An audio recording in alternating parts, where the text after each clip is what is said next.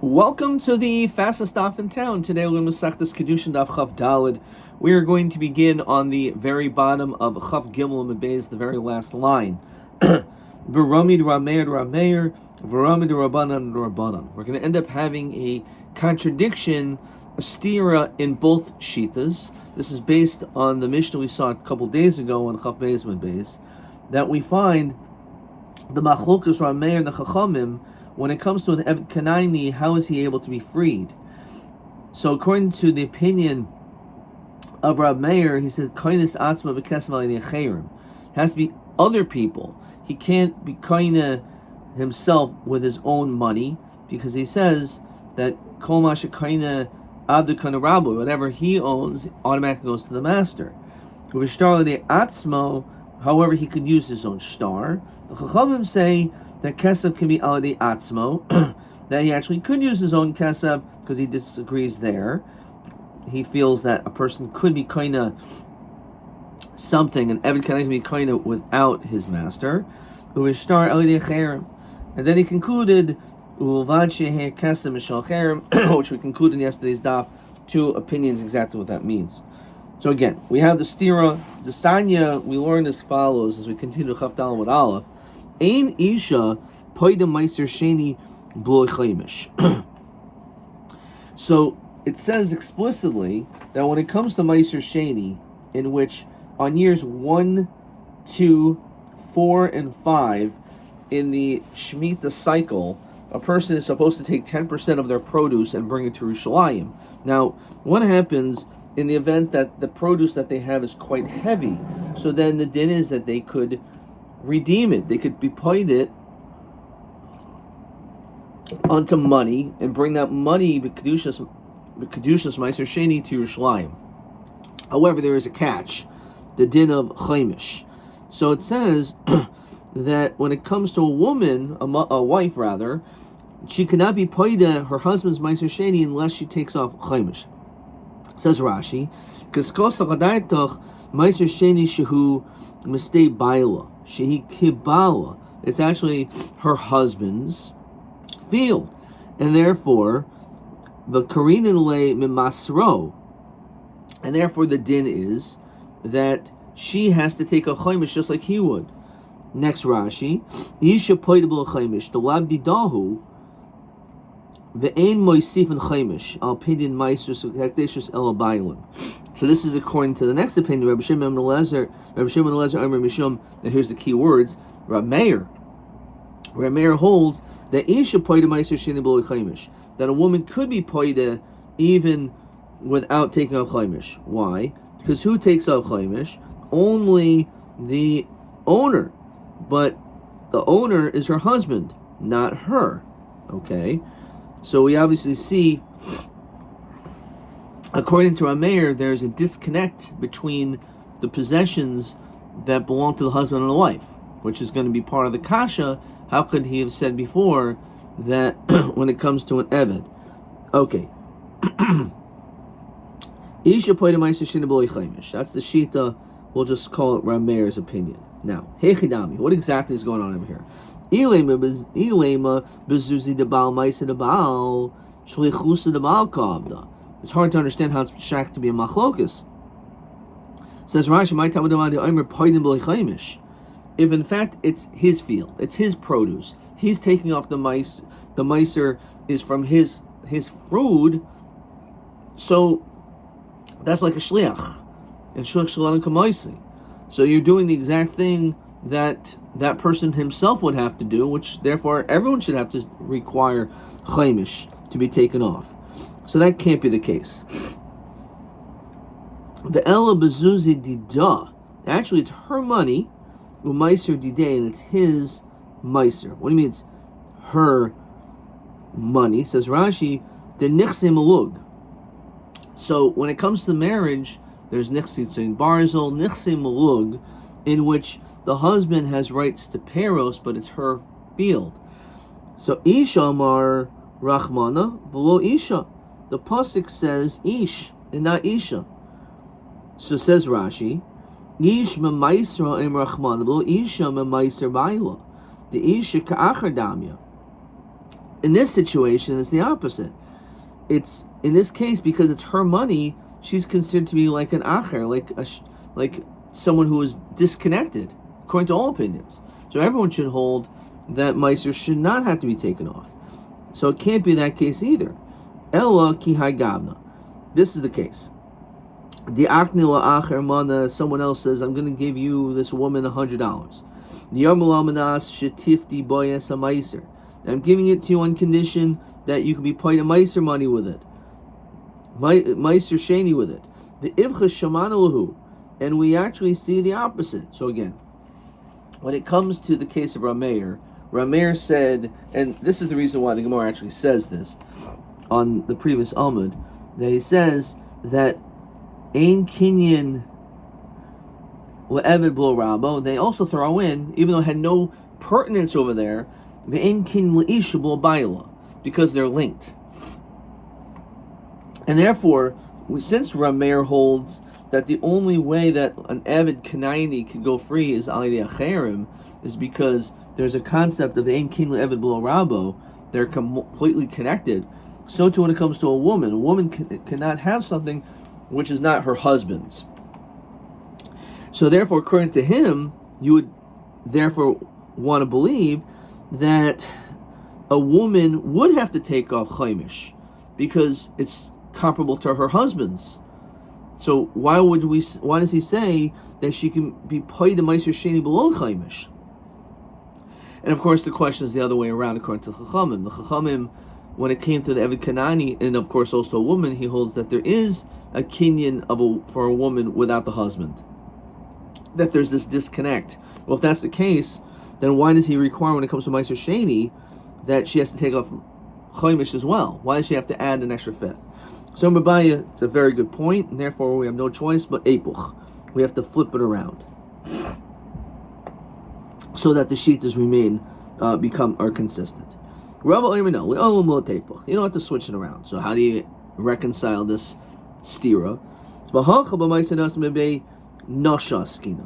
Here we're talking about meiser that came mebed nosha, says Rashi. Shemei Savia, her father died. V'hayo meiser sheni, and her father had meiser sheni. V'yirishta, and she inherited this meiser sheni im shar nechasim, together with other possessions. V'yerusha habolo achamikan nichzim elugkein. V'yilkach mehen kark v'hu eichel peris. So the din is also that since this took place after they were married, that she was yarish this property in this field and these produce. So the din is that the husband has a right to the peros, and she still has the land. It's like his land. It's her land, but he enjoys the peros of that land. So Rameir Taimei. Rameir goes according to his reason. We're going to see later on the second parak.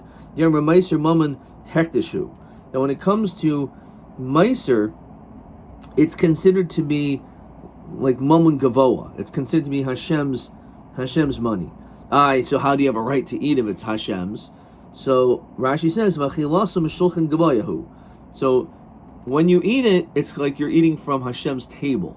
Hashem's letting you eat at his table, which is a nice gesture. But it's only not yours. So like when you're a guest at someone's house, the food's not yours, but they say, you know what, come and eat with us.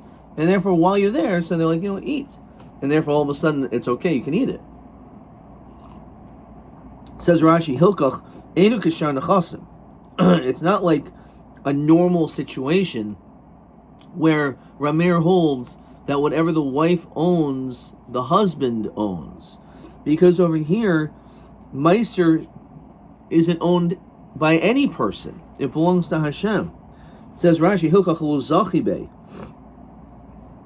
V'chi parko li bezuzi de baal, la b'meiserhu de zuzi de chad meiser, the zuzi de chad meiser de chad. So therefore, that's why Rameir says you can be paidit b'loi chaimish, because really in this situation only it's not connected to the husband. So even though she was yarishit, but because its meiser is mammon gavoa, so it doesn't have the same normal situation where it goes to the husband, because meiser sheni itself is mammon gavoa. Let's see the Gemara. Ramel Temed Yamar Meiser is mammon hekdeshu, v'loy kanli bal, and therefore the husband doesn't have rights to it. Rabbanon Tamaihu Yamar mammon hedgethu b'kanli bal. And the Rabbanon, when it comes to meiser sheni, they say no, it is yours. Obviously, there's certain rules of how you deal with the meiser sheni, how you eat it, etc., where you could eat it. But the reality is it's yours. And therefore, since it's yours, the Rabban will say it's just like any other normal circumstance in which they hold it's considered to be regular. It says Rashi, V'chayale tekanta de Rabbanon, uperis lubal kashar nixim elug. It's considered to be like regular nixim elug. V'kivan dezuzi debal, and since it's the husband's money, parka boy chaimish. The redemption requires chaimish, and that's the reason why. Hilkach shlichus debal ka'avda. She's just doing the shlichus of the husband. Okay, question 3. Isha ha'poida meiser sheni debal, a woman who's poida meiser sheni of her husband, but mois nechsim elug, with the money of nechsim elug. Do we add an extra fifth? And the answer is that ein moisifa chaimish. You do not add chaimish because it's considered to be like disconnected. Isha hapoide meiser sheni sheyirsha mebein nashim emais dabal. Let's say she inherited it. Ha'im moisifa chaimish. So in that case, we have a machlokas. Whether or not meiser sheni is mammon gavoa. If in fact it's mammon gavoa, ein moisifa chaimish. You do not add a chaimish. The mammon hedjit moisifa. But if it is, then you do have to be moisiv chaimish. Okay, let's look at question TA 21, which is probably a similar question. Tanya, ein isha paida meiser sheni b'lei chaimish. Rav Shimon was omer mishum ramer paida b'lei chaimish. Beis oifen pligi b'may kimifligi. So where do they argue? Again, the question is that let's say she is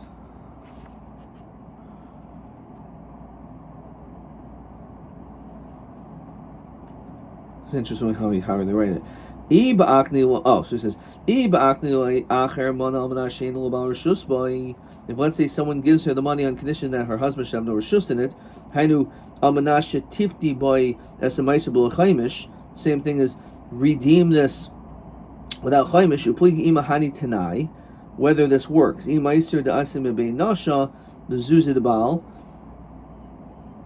It says, or in the case of Meiser the Asim Bein Nasha V'Zuz Debal, which seems like what the Maskan of the Gemara is, Upligi Meiser Mammon Gavoa or Mammon Hedget. Okay, it's an interesting way that they frame the answer. Okay, Tana.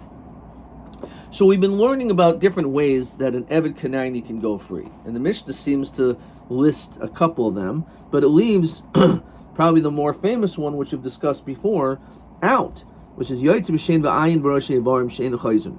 That if, when it comes to an Eved Kanani, not by an Eved Ivri, but an Eved Kanani, if you knock out his tooth, his eye, or one of his Rashi Avarim, which are not Chayzer, so then the din is that he goes free. Now, Bishlam Mishen V'ayin Ksivi. I understand this whole notion of the Shein V'ayin, but they're written in the Torah. It says it beferish. El Rashi Avarim Minolan. How do you know? So Duma Dishen V'ayin, Mashen V'ayin, just like tooth and eye. Mumen Shebegoloi. These are blemishes that are out in the open.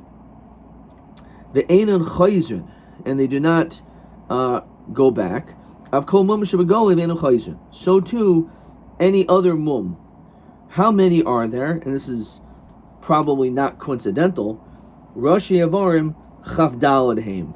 There's 24. What Dalad? What's Chav Dalad? Also the Daf, which is pretty unbelievable. So Rashi Avarim,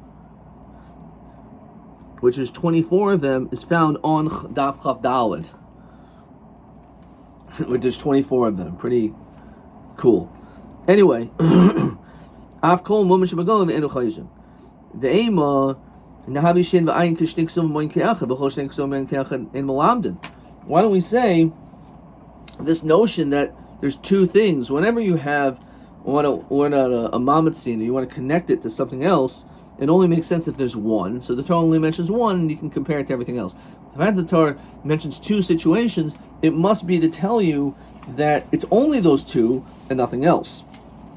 Unless you can show that both of them are needed. There's a tzrichasa, which is going to be question TB22. Madua itzrach kro l'meimer de eved yoytz b'shem v'yayin v'lo nilmad chad mechavrei. So, there's a couple ways you can read this. So basically, they want you to explain why does it mention shein v'ayin? This is going to be question TB22, which I got right because this is a pretty easy question. Sricha, the ikos of Rachman shein. If the Torah only mentioned the tooth, havamina, you would think a feel as we continue to chavdal and lebeis, shein the cholav. You would think even a milk tooth, maybe what that means is a baby tooth. It says Rashi, shein shiyanik ba de'asid l'achlifa kohen be'evid katan. You have a little kid, Evid Kanaini, who's a little kid who has baby teeth, and their teeth fall out, or you knock out a baby tooth. So that's why kasam rachman ayin. It has to be a tooth which is an adult tooth. Because rachman ayin, if it mentions eye, then havamin, you would think ma ayin shenivra ima, a tooth, an eye which you're born with. Avkol shenivra ima, something you're born with. Of a shein lo tzricha. You would think maybe not an adult tooth in which a child is not born that way. So therefore, since they're born, or maybe even they're born without teeth at all, right? So, but certainly any teeth, you would think if you knock them out, no, because they weren't born that way. Okay. So now that you have both, so therefore that's coming to tell you again, you need them both, and therefore the Torah is coming to tell you that we can now compare shein v'ayin to the chavdal ivar. The ema kiyake klal. It says kiyake, which is a klal, which is more general. You hit shein v'ayin is a prat. Klal prat in b'chal moshe b'prat. Shein v'ayin in midachrina lo. Based on the notion of klal prat, it should be excluding. But the pasuk then says uchofshi yishalchanu, that you should set him free. Chos v'kol klal prat uklal yitadon olkein a prat ma prat meforish. So just like all the pratim of shein v'ayin, or mum shebegol v'enu chayisrin, avkol mum shebegol v'enu chayisrin. So also klal prat uklal. So therefore, you could learn out the chavdal rashi bar. If that's the case, if we're really comparing it to shein v'ayin, ma prat meforish mum shebegoli ubatim melachtoi v'enu chayiser. When it comes to these things, you should maybe also add the notion of being batam malachto. Says Rashi, ha'ayin. What do you mean? You stop working because you don't have a tooth or an eye? So Rashi says ha'ayin nismis merais. It means that the eye stops working. V'shein mimalois, in the tooth from chewing. It doesn't mean you're working as an accountant. It means it loses its functionality. So a person, you blind the person so they can't see. You knock out the tooth, they can't eat. So in both those cases, it's batam malachtai. So afkol mum shebegol ve'enu chayzu ubatam malachto. It has to be something that affects that person's use. So Olama Tanya, why do we learn that tolish bezik b'sekanai? If you grab a person by the beard with a bard, v'dil by etzem, and it causes his jawbone to be dislocated, so it does make sense. What difference does it make? So so maybe his jaw is a little bit out of whack. He needs to go to a chiropractor to get a realignment, but that's not bitul malachtai. No, chavshi yishalchenu riboyahu. It's coming to be more inclusive. Maybe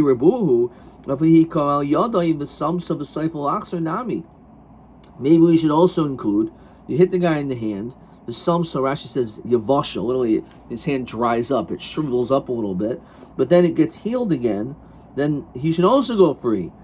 Even though, again, it's a it's a hit in which is chayzrin, right?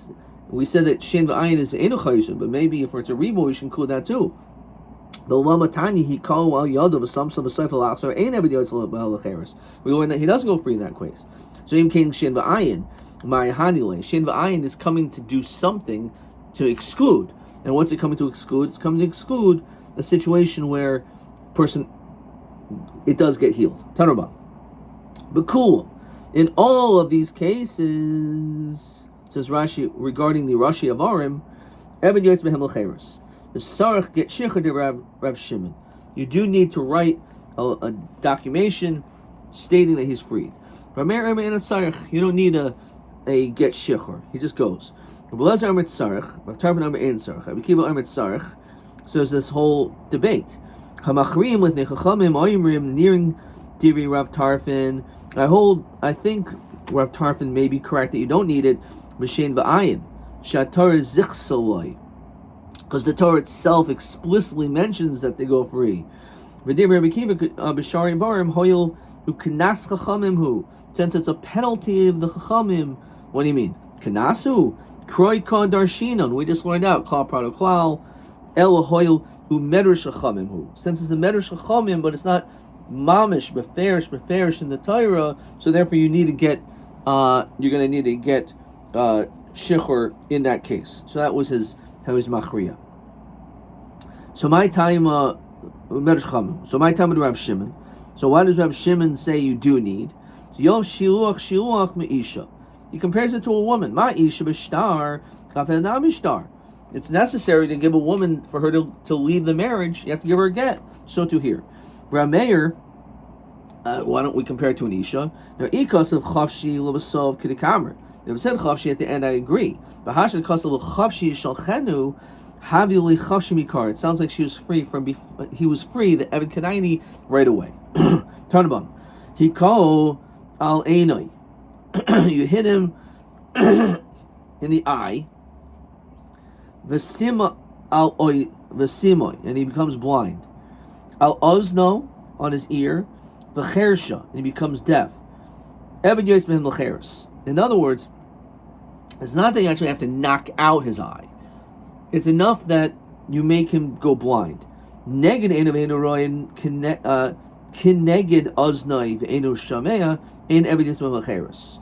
However, if you bang near him, like he's standing somewhere, and you whack the table really hard, and all of a sudden the startling caused something to affect him. Says Rashi, shehikaba kaisel, you bang against the wall, and because of that, that is how he loses his sight or his hearing. That's not going to cause him to go free. So Amar Rav says, Amar Rav Shemla Rav Ashi, remember the kol lav klumhu. You're telling me when you make loud noises and loud sounds, that doesn't have any form of cause of nezek. Vatani Rabbi Yecheskel Tarnigol, you have this hen shehoyishit roishel avir kliz zechuchas. It sticks its head into a glass jar, but takabo, it starts screaming and making all of its beautiful cockadoodle-dooling, whatever, into this glass. B'shavru, and it breaks. B'sham nezek shalim. You pay full damages. Says Rashi, Kedin Srarais. Or abundant the pligla the sumchas, but Baba Kamli v'yamar in Mishalim el Chati nezek Srarais.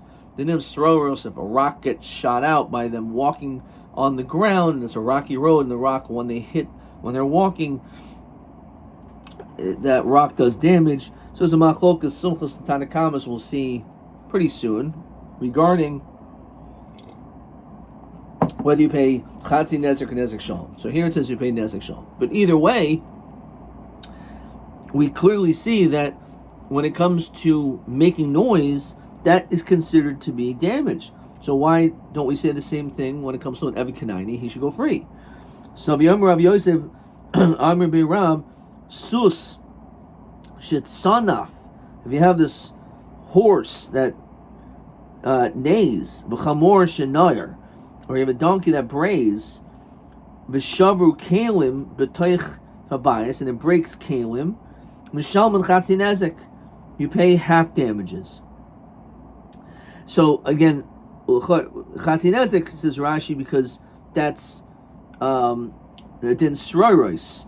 So therefore, because of that, you pay chatzi nezek. Again, as we just saw in Rashi. I'm not sure why we have to have this brought down. L'chayr, just one should be enough. Like, it's still a good kasha about the noise. Zarmalei shani adam dikivan debar dasu ihu mivas nafshe. Very fascinating answer. When it comes to a person, you scared yourself. You brought it upon yourself. When it comes to an animal, so you're going to be chayiv. However, when it comes to a person, if you make a bunch of noise, that shouldn't have startled them to the point of this happening. And therefore, the fact that they are scared of their own shadow, that's something which they take certain responsibility as well. So it's not going to go free for that. Because it's sign like we learn. Hamavis as chaveroi. So again, a person who scares his friend, talk about oznoi, if you blow into his ear, v'chersho becomes deaf, potter. But if you actually physically grab onto him, then that's already different, because now it's a physical thing, and therefore you'll be chayiv. Fine. Tanurban. He call ali einoi. You hit the eye. V'kohasa. Not that he went blind, but you caused his eyesight to weaken. Says Rashi, "V'lo nismis legamri shroi b'mixus." He can still kind of see, so he's not blind, but you really ruined his eyesight. Ein eved yotz mehen l'cheres. He will not go free in that situation. Let me read it again. I skipped a line. He called al eino v'kohasai. So al shinai. Let's say he knocked his tooth. V'naddan, all of a sudden a loose tooth, but it didn't fall out. So im yochel yishtavish mehen achshav. Very interesting. If it still has some functionality, that you can still use it, he can still chew with it to some extent. He can still see, not so well, but he can still see good enough, so he doesn't go free. But if, let's say, the tooth is dangling and he just can't use it, you can't bite into anything with it, so it's like it's already fallen off because it lost its functionality. Which again, it's something you can't use anymore. Tanya idach. Let's say the guy already had horrible eyesight. He had glasses this thick. Vesima, and you hit him and he became blind. The guy was basically blind as a bat to begin with, but he could barely see. And then you hit it, the Eved Kanaini, and now he's totally blind. Shinoi neduda ve'pila. He had bunch of loose teeth, and you hit him, and that tooth that basically wasn't so great falls out. So here it's the other way around. If his tooth was, even though it was loose, he could have used it, but now it's gone, so he goes free. Same thing with the eye. But if he couldn't have used it anyway to begin with, and now it falls out, he didn't really do that much, or didn't do enough that he's going to go free. Now it seems like you could deduce one from the other. That's why it's sricha.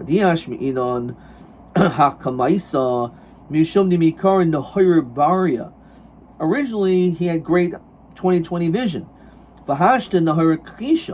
and now he has horrible vision. So that is a big problem. That's a huge difference.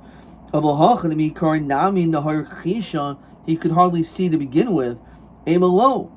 Even though it's true that maybe he had some ability to see, but that's not considered to be like a real eye, a functioning eye. And therefore, now that you blinded him, maybe he doesn't go free. Hold on a second. There, the guy is mamish blind. You made him go blind. However, in the other case, even though he had 20/20 vision, he could still see. So therefore, even though maybe he can't see so great, but at least he could see. You didn't blind him. So maybe in that case, we would say it's different. That's why you need both cases. Tanarban. Hari Shahaya Rabu Raife. You go to your master because you're not feeling well, and he happens to be a great doctor. I need to do something to your eye. I'm gonna lick choil. You means to put some type of makeup, but here it's some treatment of sorts. And in the middle of the surgery, Visima, he blinded him. Now, this is before malpractice insurance. The question is, the doctor was trying to help him, and he ended up harming him. Or lachter boishino v'hipilo. Let's see, his master was a dentist, and he was supposed to help fix his teeth, and he accidentally had his tooth fall out. So sichach ba'adayin v'yatzel cheres. He could smile. This toothless Eved could smile at his master, and he goes free. In other words, even though it's true, his intention, he didn't have the kavanah to do this. He didn't have the kavanah to hit the Eved Kanaini, but he still did it. The Metzias is, this is what happened. He lost a tooth. He lost an eye. So he'll still go free. Rav Shimon Gamliel says, no. The pasuk says, v'shichasa. Ad sheyischavin l'hashchasa. You actually have to have the kavanah to do the damage. And over here, he was a roife. He didn't want to do damage. He wanted to help him. So therefore, he will not go free. What do the Rabbanan do with that pasuk, which sounds like you need kavanah? No,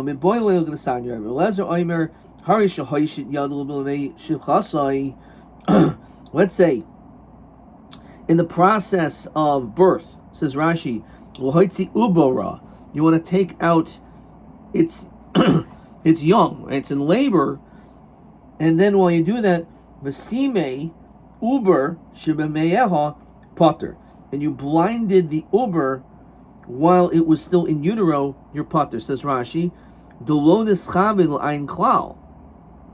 That Eved, which is in utero, which also should be able to go out B'Shem V'Yayin, that doesn't count. My time, says the Gemara, there's no way you had kavanah. You're not seeing anything, right? You're trying to pull this baby out.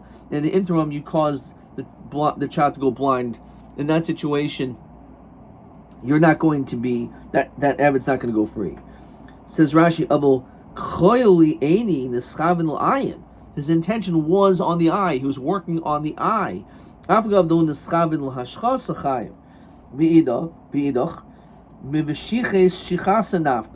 can learn it out from the change of the language of the words, that also in that case should be potter.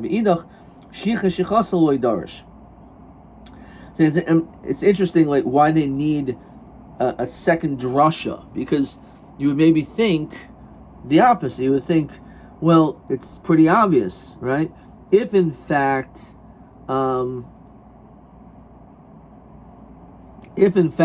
you're put in a situation where you're working on the eye, then certainly in this situation where you don't see anything. Okay. Okay. Weiter. Rav Sheshes. Harisha Haisa Einoi Samuya. Let's say you already had a blind Eved Kanain. He was already blind. You didn't do anything. But then all of a sudden, V'chitata, and you knocked it out. The guy was already blind, but you actually physically had his eye fall out of his skull. Eved Yotzim Henel Cheres. My timer. Mechusar Everhu. Once he's Mechusar Ever, he goes free for that as well. Even though it was a totally non-functioning eye. But if you're Mechusar Ever, you cause him to lose a limb, he goes free for that too. The Tana Tuna. And we also have a Tana that will support this. Says Rashi, Kloimer Matsinu Tana Shalanu Hamaseyamenu B'Zais. What is that? Thomas V'Zachris B'Behema Vein Thomas V'Zachris B'Oifais. What is that referring to? It's referring to Karbonis. Says Rashi, quoting the Pasuk in Sefer Vayikra Chaf Beis, Ish Mebeis Yisrael, a Yid, Asher Yakriv Karbonoi L'chol Nidreihem. And they're Makriv Karbonis, or Tzoinchem Tomim Zocher. It says, regarding a carbon, it needs to be a Tomim, It cannot be a balmum. Zachar, babakar, bekvasim, beizim. Now, but look, siv, l'ritzayinchem, zachar tamim, v'lishtaik l'mancha she'in makmid al tamas l'zachars el al elu. We only care about tamus, that it needs to be complete and mum-free, pardon me, only when it comes to whatever the pasuk is talking about. So tamas uzachas bebehema, only when it comes to an animal, the tamas uzachas beofos, which means that if you have a bird which has a mum, it's okay. It's only the requirements of making sure you have a tamim, you have tomus, a non-mummed carbon is dafka by a behema, but not by an oaf. Yachol yavshan gapa. What if, let's say, the bird's wing is dried up, or nikta ragla, its leg is removed, or, and this is why we're bringing this down, nechta ta'ena, its eye was taken out, which means it's mechusar aver, Talmud mina of, v'lo kol ha'ov. So therefore, it's a miyut, and telling you that in this situation, he's also going, this animal, this bird, even if it doesn't have we don't care if it has a mum, it cannot be mechusar aver. So too, we're showing that mechusar aver is an issue. Even if the aver was blind before, he goes free. Amar Chia Barashi Yomer Rav Haisel, as we continue Chav Ham and Aleph, Yeseres. Let's say he had an extra finger, right? Count, I have 6 fingers. 1, 10, 9, 8, 7, 6 on one hand, and here's 5, right? So, if you knock off his finger, which now brings him back to a normal hand, doesn't matter. Amram Huna Bahush in the Saparis Al Gam Hayad. This is brought down in Bukhari as well. It has to be that it's counted on the hand. In other words, it can't be that he has his 6 fingers like growing out of his off his wrist, or he has a finger on his elbow. So if you do that, then he will not go free. However, if it has the appearance of counting like his fingers, but there's just an extra one stuck somewhere in the middle, and that falls off, then in fact the din is that he will go free. Adka.